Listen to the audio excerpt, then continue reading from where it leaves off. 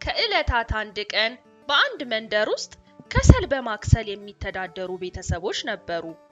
አዛውንቱ ማይላ የሚባል ልጅ ነበራቸው። እናቱ ግን በጣም ስለሚያቀብጡት ማይላ ሰነፍ ልጅ ሆነ።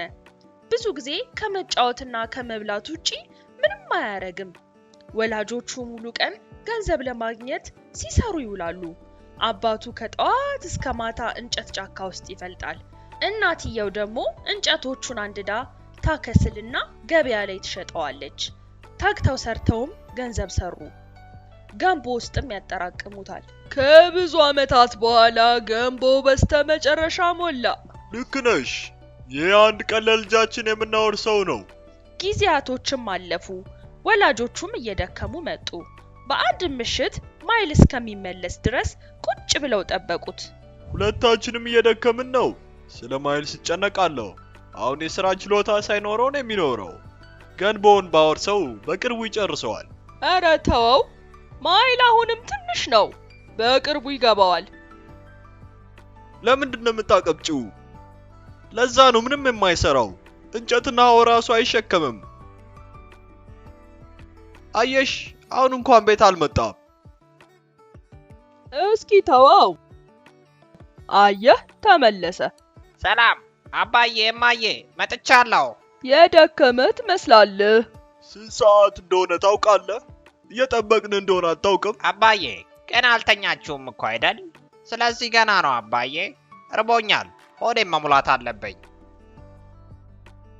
እሺ፣ የሚበላ ነገር ልስጥህ። አባትየው ምክሩ ለማይል እንደማይገባው አወቀና አዘነ። በቀጣዩ ቀንም ልጁን ጠራው።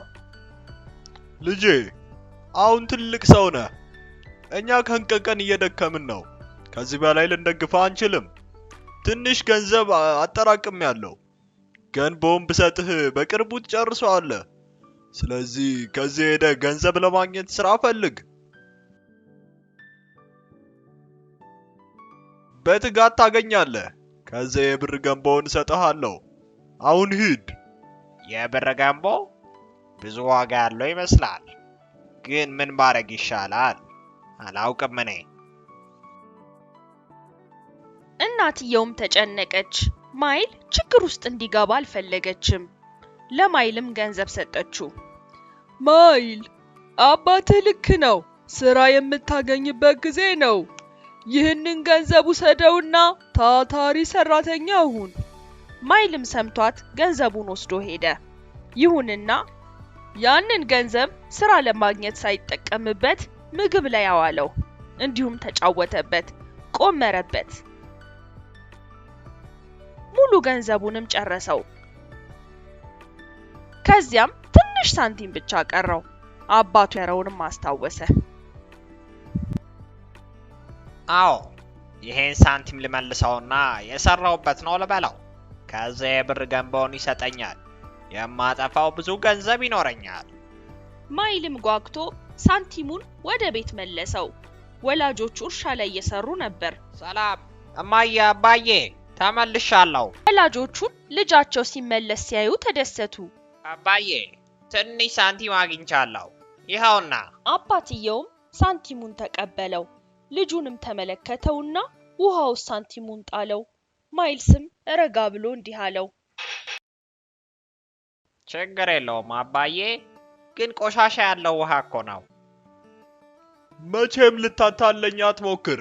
ይህን ገንዘብ አንተ አይደለም የሰራው። ከየት ነው ያገኘው? አባ፣ ማሚ ናት የሰጠችኝ። በፈጣሪ፣ ለምን እንደዚህ ያረግሽ? እንዲሞት ነው? በራስ ገንዘብ እስክትሰራ ድረስ ከዚህ ጥፋ። አሁን የቀረ ሳንቲም የለም። አባትህ ትልቅ ሰው ነው፣ ብዙ ነገር ያውቃል። ልታታልለው አትችልም። ሌላ ገንዘብ የለኝም። ይህችን ሳንቲም ያዝ። ካሁን በኋላ ታታሪ ሰራተኛ መሆን አለብህ።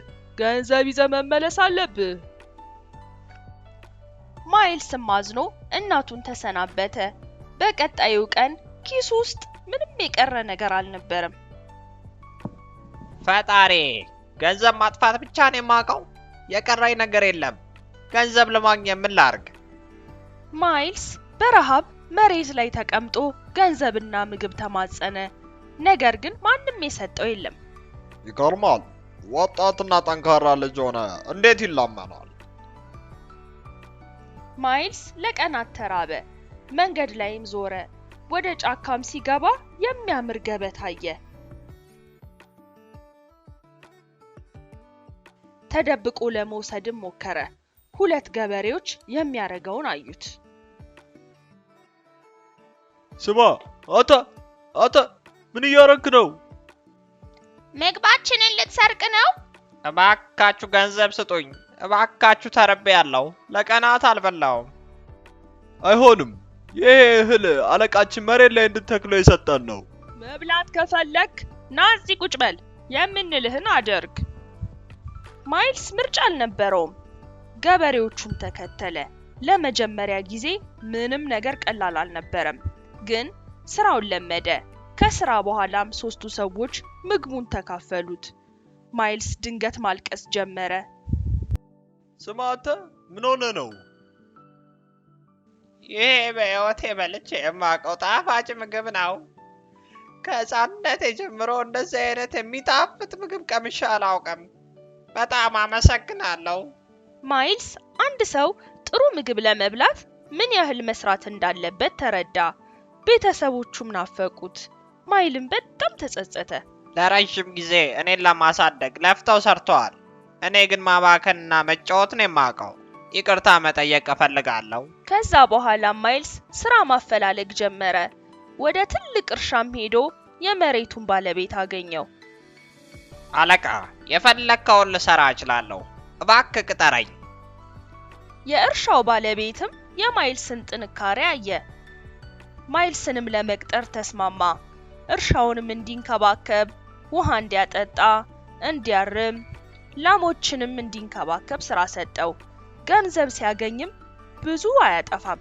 የሚያገኘውን ግማሹንም ያጠራቅማል። ቁጠባውም አደገ። ከቀናት በኋላ ጠንካራና ታታሪ ሰራተኛ ሆነ። እናም ደስተኛ ነበር። በስተመጨረሻም ከ3 ወር በኋላ 3 የብር ሳንቲሞችን አጠራቀመ። ይሄንን የብር ሳንቲም ለአባዬ ወስዳለሁ። አሁን በኩራት ሳንቲሜን በላቤ እንዳገኘው ነገር። አባዬ፣ እማዬ፣ ተመለስኩ። ማይልስ ልጄ ተመለሰ። አባዬ፣ አየህ፣ 3 የብር ሳንቲም በ3 ወር አጠራቀምኩ። አባትየውም የልጁን ፊት በጥንቃቄ እያየ ሁሉንም ሳንቲም እሳት ውስጥ ምንም ሳይል ከተተው። ማይልስም ደንግጦ ቶሎ እሳት ውስጥ መፈለግ ጀመረ። እሳት መሆኑንና ማቃጠሉንም ረስቶ እጆቹን ተጠቅሞ ከሰሉን አገላብጦ ሳንቲሙን አወጣው። አባዬ፣ ምን ሆነ ነው?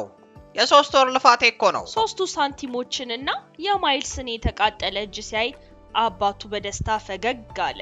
ልጄ፣ አምኜሃለሁ። እነዚህ ሳንቲሞች በልፋትና በላብህ ነው የመጡት። ተግተህ ስትሰራ የገንዘብን ዋጋ ታውቀዋለህ። ውዴ፣ ገንዘቡን አምጪ። ልጄ፣ ሰነፍ እያለህ መስራት አትፈልግም ነበር። 100 እንደዚህ አይነት ገንቦ አይጠቅምህም ነበር። ዋጋ ያለው ነገር ጭንቅላትህና እጅህ ነው። ትምህርትህን አልረሳም አባዬ። ከዛን ቀን በኋላ ማይልስ ታታሪ ሰራተኛ ሆነ። ተግቶም እየሰራ ቤተሰቦቹን ተንከባከበ። የሁሉም ህይወት ተሻሻለ። ማይልስም የአባቱን ትምህርት መቼም አይረሳውም። በደስታም እስከ መጨረሻው ኖረ። ለተጨማሪ ተረቶች ከታች ባለው በዲስክሪፕሽናችን ስር በመግባት መመልከት የምትችሉ መሆኑን እናሳስባለን።